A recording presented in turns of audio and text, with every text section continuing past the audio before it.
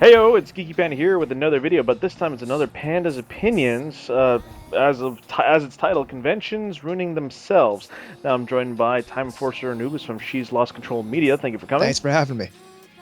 So again, the basic premise is that we're going to be talking about is conventions ruining themselves because sometimes you got conventions out there that are doing really really good for themselves, and then conventions sometimes they ultimately shoot themselves in the foot. Yeah, So basically, let's get right in on this. So there's a convention coming up called Kineticon, which we've both attended. We both enjoyed thoroughly. Like, come on, like it's a con that's worth going to. But this year would make it the most interesting year for this convention because of not only what they had laid out for it, but also the rules and updates that are going to be ultimately affecting the congoers. More or less. yeah. This year's Kineticon is a big change from previous years.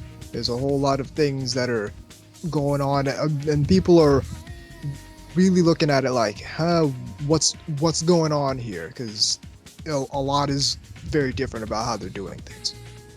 Now, do note, Kineticon is not necessarily an anime convention, but the term that we both use a lot for an Omni convention or everything in between, basically. But it's just now, like with this convention, especially with it's closing at 9 o'clock this time, which is like a very weird scenario for like any anime convention. It's like, well, what about the late night stuff? Well, apparently the late night stuff is a no go.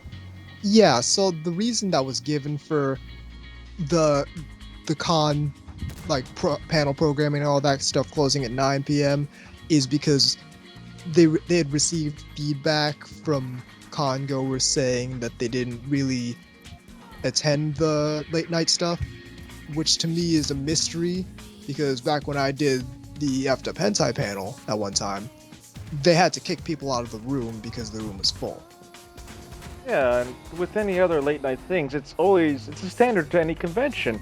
The convention by day, family friendly by night. Now we get the more 18 plus, including the 18 plus panels, the events, the video panel rooms that shows off variety of videos. It's like it's still something that people out there are gonna be like, hey, let's go check out this 18 plus panel to get a few laughs, or hey, let me grab me and my friends here to go watch this hentai movie. Which, yeah, it's a hentai movie, but those are some of the best and most funniest moments to go to because like some of these movies they show are hilarious. Yeah, and plus it's good on the convention side as well because having well populated 18 after hours 18 plus material prevents people from going buck wild in the hotel rooms and causing damage that way. Yeah, because it's like it's giving us something to do, and if you do it until late night at a certain hour, when we come back to our hotel rooms, they're like all they're gonna be like, I just kind of want to drink a little bit or have a little bit of food and then just pass the fuck out. Exactly. And also for this convention, it is not having an informal dance anymore, but a sponsored third-party area, like at a club, basically, which is really confusing.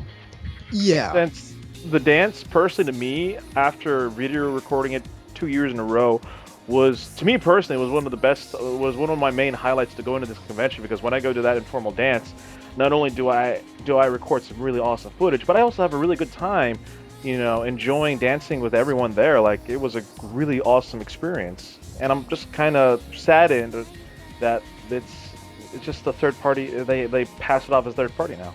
Yeah, people have a lot of fun with the informal dance and I I'm, I don't really predict many people are going to be real thrilled about having to venture off site in order to go to that event.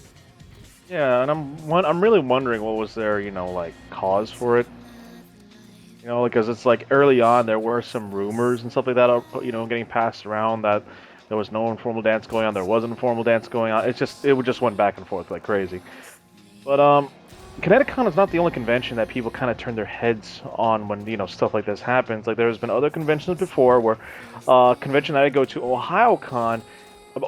To me personally, OhioCon was one of the really good winter conventions to attend, but now I'm even second guessing of going for next year. Like next year was supposed to be my coming back, but after just a lot of changes and stuff like that, just things that I'm just noticing that might just turn off people from going to the convention and making me be like, okay, do I really want to go to this convention?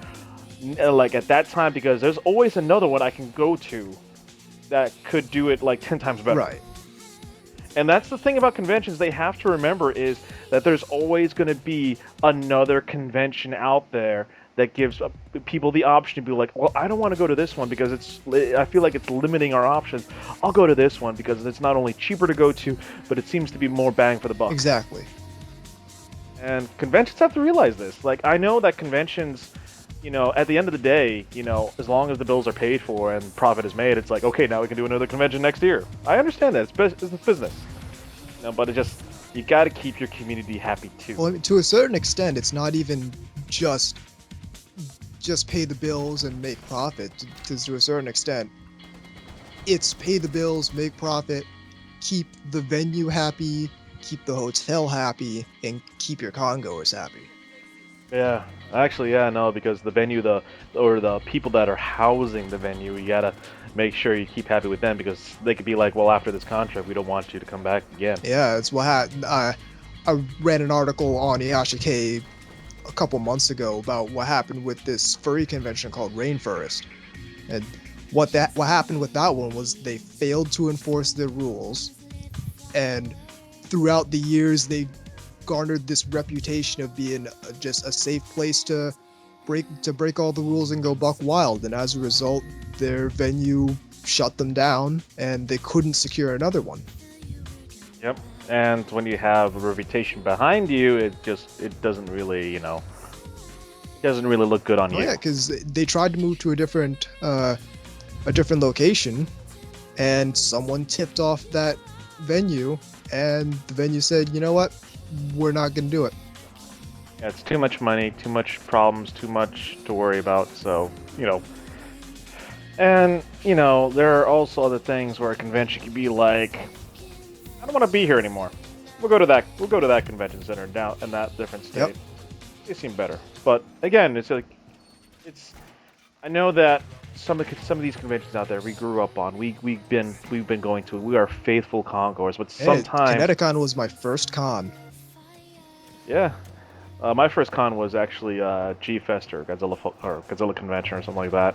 But Kineticon, I've been going to it throughout the years, and it's sad to say, even for me, that I'm not attending it this year because of bills and all that stuff. But now I'm like saying to myself, well, am I even going to be coming back to it at all in the future? I mean, I've got the same dilemma.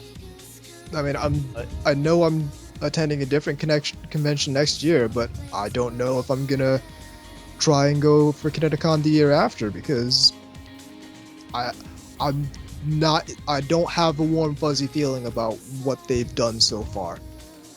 And again, there's always another convention to go to. Yep. That could be like, I could just always go to this. Like summertime, oh my god, there's so many conventions out there. It's convention season. Yeah, so for